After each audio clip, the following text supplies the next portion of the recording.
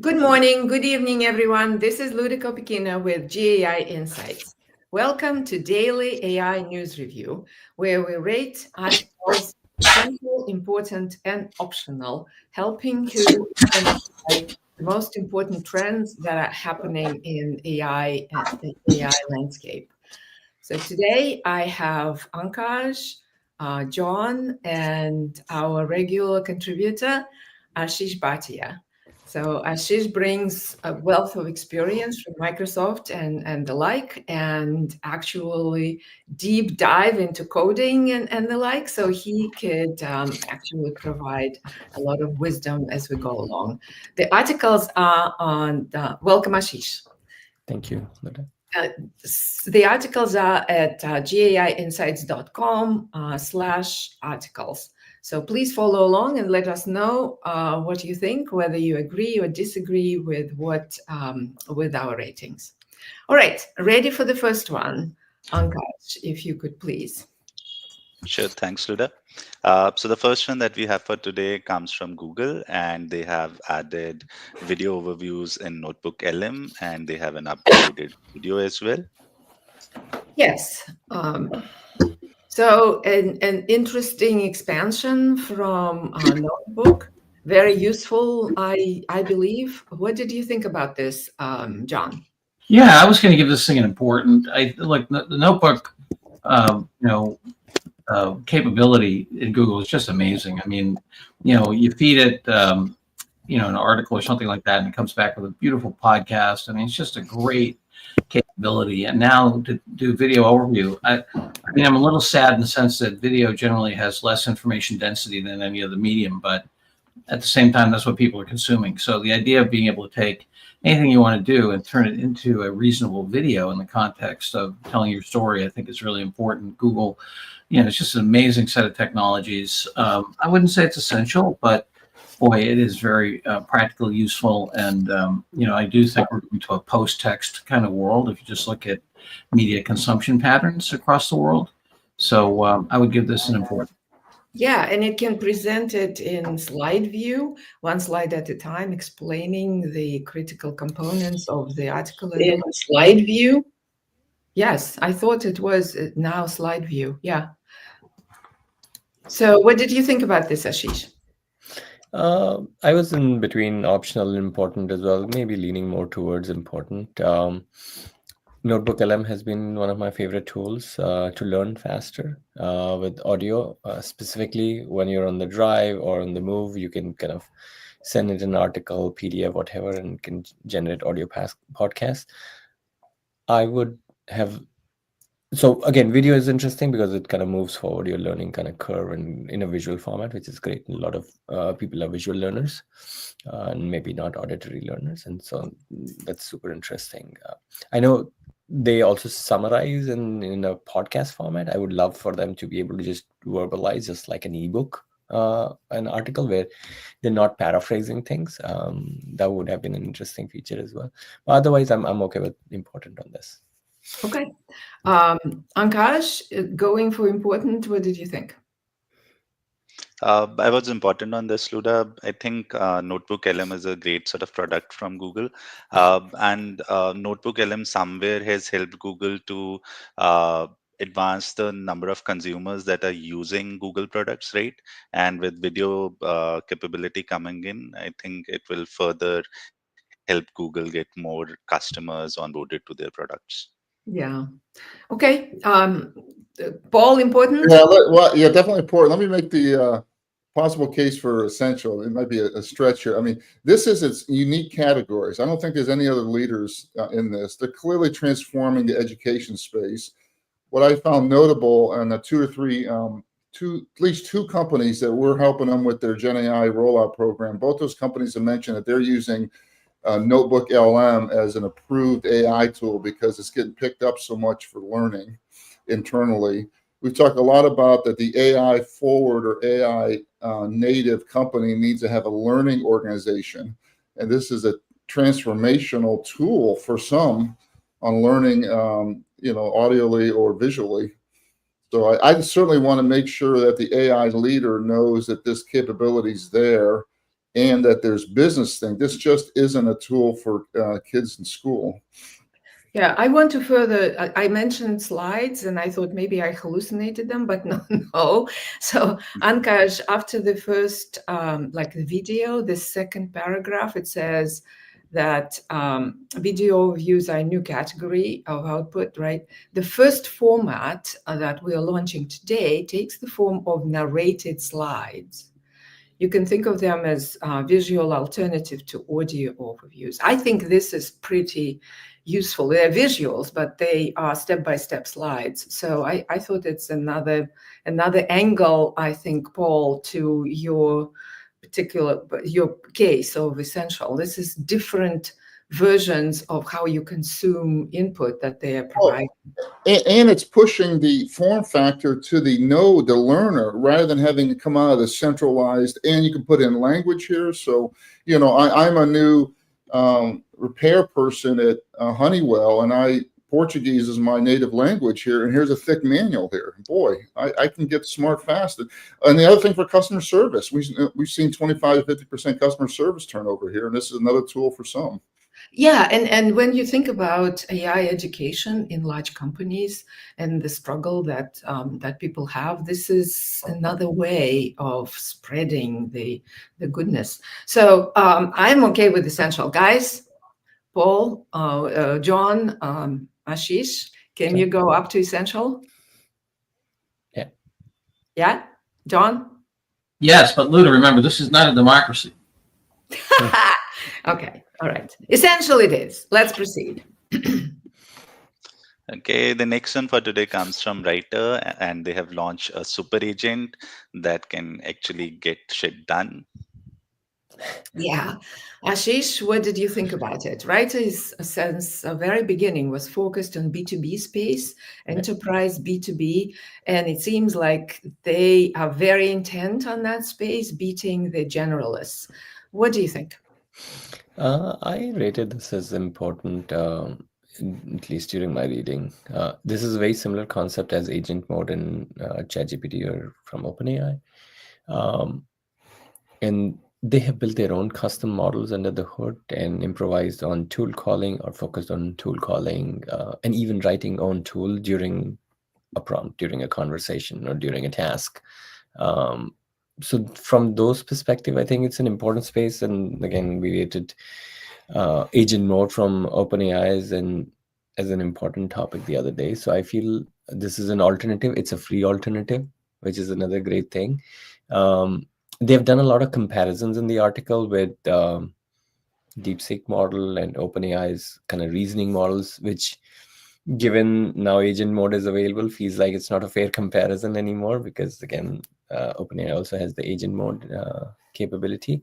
But again, given all the context, I still feel this is an important agent alternative that B2B can look into.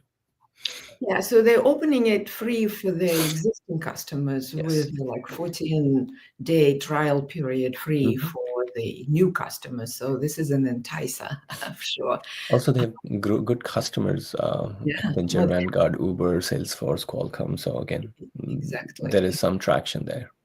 So, and they've assembled 600 tools under the hood with a pretty good, as you mentioned, their own model trained and with RL and the like. So, what did you think about this, John? Important, essential? Yeah, I was on the fence between important and essential. I mean, we got a briefing on this earlier from Writer as part of our buyer's guide and so forth. Yeah, I think this is important. Another level of agentic capability. The performance is pretty good, so I was really on the fence. Okay. Ankash, what did you think? I think it's an essential news, Luda, because we don't have very many agents which can work in enterprise settings or provide the security that is needed in enterprise settings, right?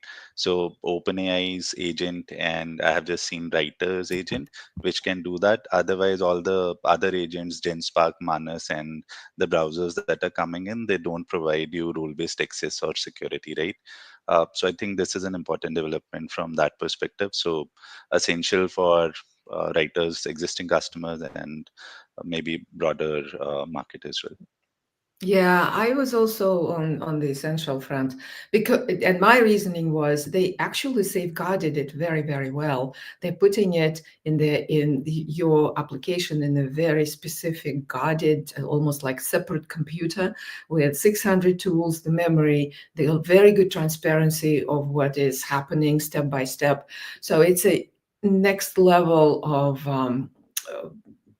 agents. It's a super agent, they call it. So and performance is great. So that's why I was more on the essential side. Paul, what did you think?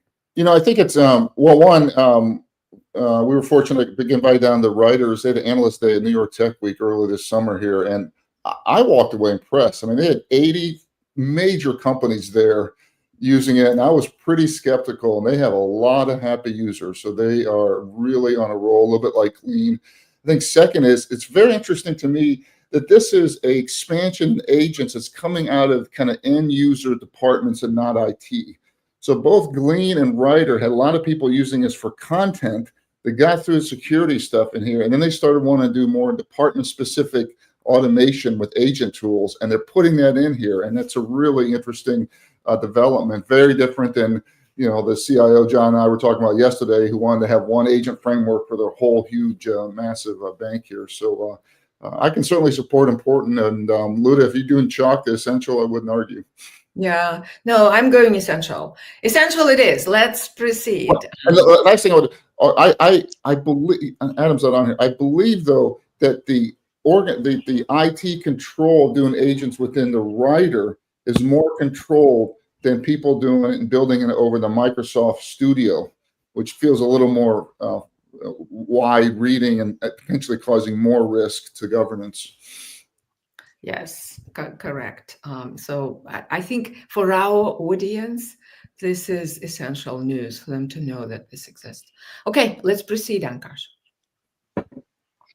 Okay, the next one comes from AWS, and it's a case study about how crypto.com uses LLM reasoning and feedback for enhanced efficiency.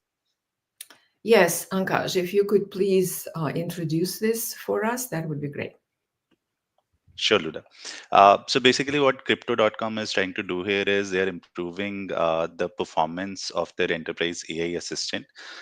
So they are using a pair of task LLMs and reasoning LLMs to generate feedback on prompts, rewrite those prompts, retest, and repeat that. And they have been able to achieve a good amount of, I would say, optimization. So within 10 iterations, they reported a 34-point lift on classification tasks.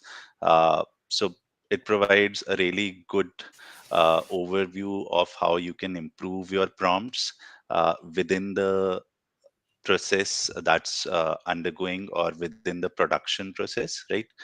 So I was important on this, Luda. Okay, important from Ankash, and this is very generalizable, right? So you can take that framework and put it pretty much for any AI implementation. What did you think about this, Ashish? I rated it as important too. I mean, this is a classic prompt optimization workflow, wherein you have a prompt that you want to optimize or improve the outcomes. You have a certain set of test cases which have ground truth as well. And then there is a reasoning model which is looking at the outcomes from the original prompt and the model. In this case, it was Bedrock Nova. And the reasoning is basically reasoning over the outcomes and suggesting improvements. And all of that goes back in improving the prompt or the template in this case. And then you do this over and over again until you kind of get to the outcome. So classic prompt optimization kind of scenario.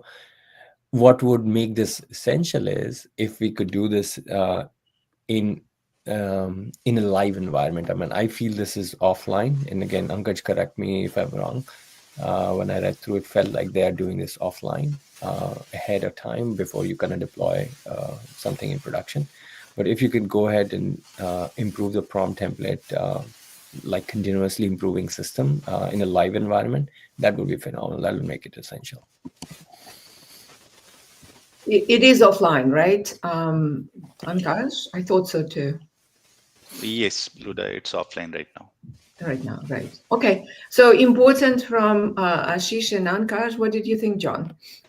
Yes, important for all the reasons stated. Okay. Paul, any addition, disagreements? Good. Okay, important it is.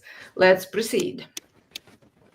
Okay, the next one that we have is a research paper which talks about routine, a structural planning framework for LLM agent system in enterprise. Yes, it's sort of similar of what Writer is doing, except for this group from China is thinking of putting it on the side as a planning agent and thus improving the performance. What did you think about this, Ashish? We can't hear you, Ashish. Ashish, you're on mute. Sorry. It's an interesting paper. Obviously, it's a research paper, so it's not at the level of kind of something that you can touch today or play with today. It does touch some of the aspects we talked about in the writer scenario, right? All of this innovation that's happening right now is around tool calling, making context engineering deeply embedded in kind of the context of LLMs as they're responding to a query and things like that. And this kind of moves the agenda forward. They're actually building on top of OpenAI's cookbook and really putting a lot more structure to it and making manageable and repeatable, which is great. And for those reasons, I thought it was important. But again, for the AI leader, it's good from an awareness standpoint, but nothing that they can kind of touch and play, right? Putting a lot more Yeah, okay. Great. So optional / important from Ashish, correct, Ashish? Yeah, I mean, trending towards important, but So again, it's important. So important from Ashish. What did you think about this, John?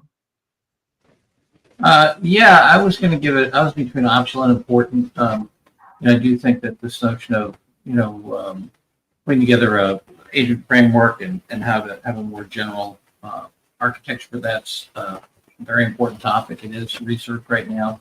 Don't think it was implemented anywhere, so I was going to come down and I was really on the fence between optional and important. Okay. Definitely not essential. So, Ankash, what did you think? I was on optional on this, Luda. I think it's a very important concept, but an AI leader for now can't do anything with this. Not only that, but at the end, when they talk about limitations, they mention that this is very much dependent on how you structure a routine in this case. So it's a human dependent instruction. And obviously, if you navigate a good planner, it will do much better. So it's still kind of not quite automated enough for me. So I was optional. Paul, what did you think? Definitely optional for the arguments. Okay. Optional. Let's proceed. Okay, the next one is a case study which comes from OpenAI and talks about how Outtakes agents resolve cybersecurity attacks in hours with OpenAI. John, what's your thinking here? Yeah, this is impressive in terms of the ability to take agentic capability and to go from to monitor a very large threat surface and to create interventions to actually counter any of the cyber attacks. I think it's the beginning of I don't know about the beginning anyway. We're right at the early stages of the escalation of more AI to attack from a cybersecurity standpoint, and then of course the counterattack or the protection. And this is a good example of it. I was poking around trying to figure out if there are other folks who are using this kind of depth of agentic capability. And this is a paper written for the OpenAI site by one of their customers. So you have to discount by the appropriate constant. But I think that hugely important topic, nice detail in terms of how they're able to counter some of these attacks. I believe it's deployed, and it's impressive. So I was on the board between important and essential. What did you think about this, Ashish? I rated it as optional, to be honest. I didn't get anything out of this article other than glazing OpenAI massively. They don't share metrics. They don't share any kind of any tangible thing to latch onto. They describe what they're trying to do, which is fair. But again, a lot of folks are in this space trying to do similar things. So I didn't kind of take away any kind of learning from this article, other than it's an important scenario and we should solve it. And they're using OpenAI models to solve it. Yeah, I'm with Ashish, optional. What did you think about this, Ankaj? I'm with you and Ashish Luda. Optional for me as well. As Ashish mentioned, there are no metrics that they have shared here, so doesn't create a lot of impact, right? Okay, so we are going optional. Paul? Yeah, I mean, just like it's minded. Okay. It's great. They're doing more case studies.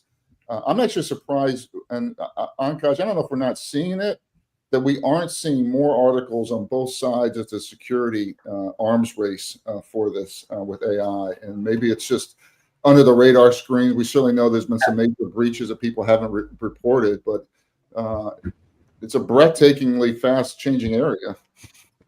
Yeah, we had like maybe one or two, even two AWS cases on this page, but not that recently. But right? even, I mean, the social engineering for hacks with all the video and stuff is through the roof in terms of potential.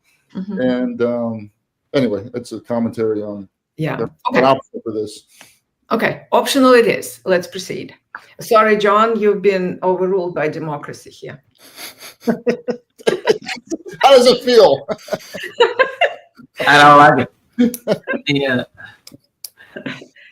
Okay, let's proceed. Yeah.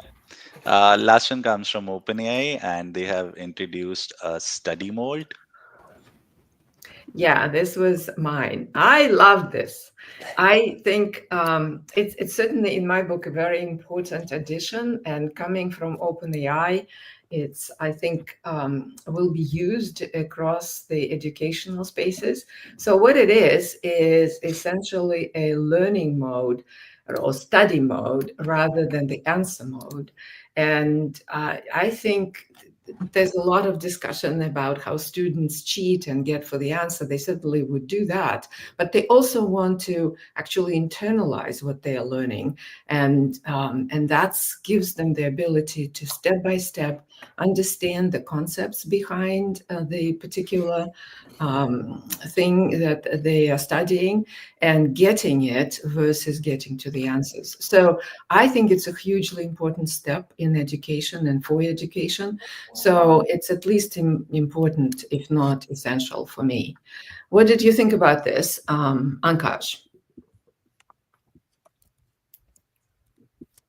Ankash, I think Sorry, I you're was on. speaking on mute. Yes, definitely an important development from OpenAI, and I think this will impact a lot of startups who are in the ChatGPT or let's say OpenAI enabled AI learning space, right?